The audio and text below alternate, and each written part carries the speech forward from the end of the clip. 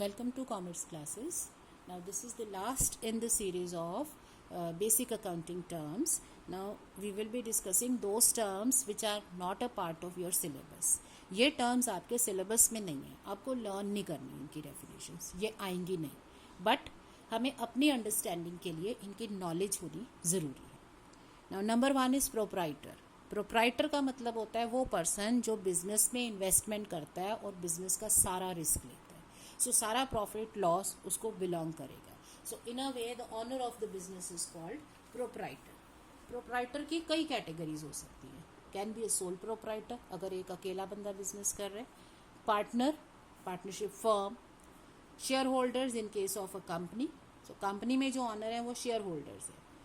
Partnership firm में जो honours हैं वो पार्टनर्स हैं. सो प्रोप्राइटर है या तो सोल प्रोप्राइटर होगा या पार्टनर्स होंगे या शेयर होल्डर्स होंगे. Next is solvent.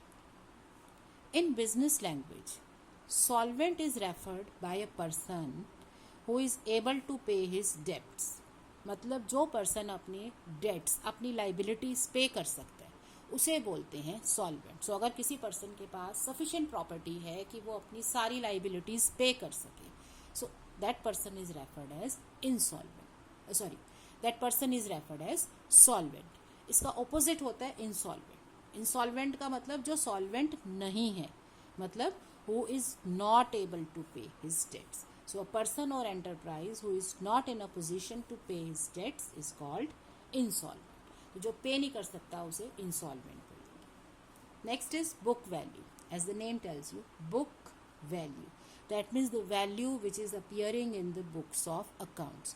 So किसी भी आइटम की, किसी भी प्रोडक्ट की जो वैल्यू बुक्स में दिखती है, बुक्स में आती है, उसे उसकी बुक वैल्यू बोलते हैं. सो it is the value eight which an item appears in the books of accounts.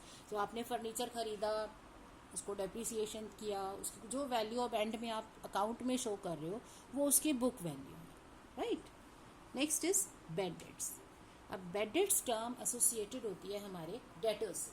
Like when we make credit sales, अगर हमने क्रेडिट सेल की, हमने उधार में सामान बेचा किसी पर्सन को, सपोज रवि को 10,000 रुपीज़ का सामान आपने उसको क्रेडिट पे बेच दिया. अब वो पर्सन आपको पे करेगा.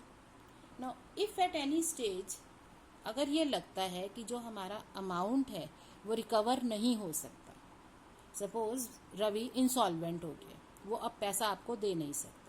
सो अगर हमारा अमाउंट इररिकवरेबल है, मतलब रिकवर नहीं हो सकता, उस अमाउंट को कहा जाता है bad debt. So bad debt is a part of the debt receivable which has become irrecoverable. मतलब जो डेट रिकवर नहीं हो सकता उसे बैड डेट बोलते हैं. नाउ बिजनेस क्योंकि ये रिकवर नहीं कर पा रहा तो ये उसके लिए लॉस है. मान लो आपको रवि से 10,000 रुपीज़ लेने थे, वो इंसॉल्वेंट हो गया, वो 50% पे कर सकता है. वो कह रहा है मेरे पास तो पैसे नहीं है, I will pay you 5,000 only. तो 5,000 तो तुम्हें मिल गया, बट वो बाकी जो 5,000 नहीं मिला वो आपके बैड डेट्स है और ये आपको हो गया loss. So as a loss इसे हम राइट ऑफ करते हैं अपने P&L, profit and loss account में. नेक्स्ट है depreciation. Depreciation is the fall in the value of asset because of its use and passage of time. जो भी हम फिक्स्ड एसेट्स बिजनेस में खरीदते हैं, चाहे आप बिल्डिंग लो या मशीन लो या furniture low, it has a specific life span. ऐसा नहीं हो सकता कि हम फर्नीचर लें और पूरा अनलिमिटेड लाइफ टाइम चलता रहेगा. It has a life. कुछ टाइम बाद रिपेयर्स कराओगे, रिपेयर कराते कराते चलेगी चीज़. After some time even that can not happen. आप कितनी भी रिपेयर करा लो वो चीज़ काम की नहीं रहेगी.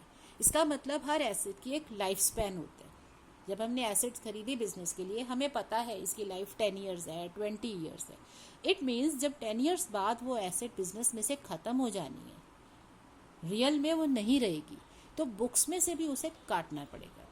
तो क्या करते हैं, उसकी कॉस्ट को एलोकेट कर देते हैं ओवर इट्स लाइफ. सो अगर आपने फर्नीचर खरीदा 10,000 का विद लाइफ ऑफ 10 ईयर्स, तो सिंपल वर्ड्स में क्या है कि वो 10,000 का मैं बेनिफिट 10 ईयर्स में ले रहा हूँ. सो मुझे वो 1,000 हर साल उसे राइट ऑफ करना है. राइट ऑफ का मतलब होता है उसे लॉस मान के अपने P&L में कैंसिल करना है. So depreciation is recorded so it is written off from the value of the asset. तो क्या होगा, धीरे धीरे आपकी एसेट की वैल्यू कम होती जाएगी, और जब 10 ईयर्स का टाइम कंप्लीट होगा आपकी एक्चुअल में एसेट भी ख़त्म हो जाएगी और बुक्स में भी वो ख़त्म हो जाएगी। सेकंड इसका बेनिफिट क्या होगा कि आपने अपने एक्सपेंसेस की, कॉस्ट की प्रॉपर मैचिंग की। अब आपने 10,000 जब स्पेंड किए तो 1,000 करके आप उसको बिजनेस में से निकालते गए कि हाँ ये मेरा स्पेंडिंग यूज हो गया। Now last is cash transactions and credit transactions. Cash transaction is a transaction which is immediately settled in cash.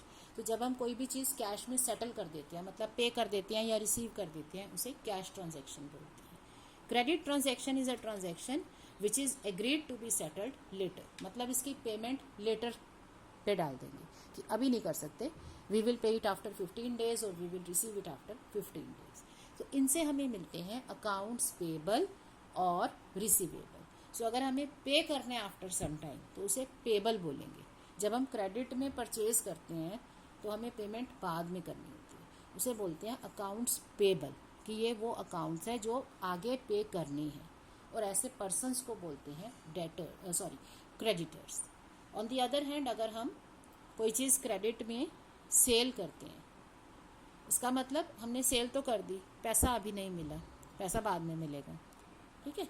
सो वो हमें बाद में रिसीव होगा, उसको बोलेंगे अकाउंट्स रिसीवेबल, और ऐसे पर्सन्स को बोलते हैं डेटर्स। सो क्रेडिट ट्रांजेक्शन्स हमेशा अकाउंट्स रिसीवेबल और अकाउंट्स पेबल में रिजल्ट होती हैं। कैश ट्रांजेक्शन्स इमीडिएटली ओवर हो जाते हैं। So that completes the transactions basic accounting terms. So next time we will be taking up accounting principles. If you understand these videos, do like, share and subscribe my YouTube channel. In case of any doubts and queries, you can ask these through the comment section. Thank you.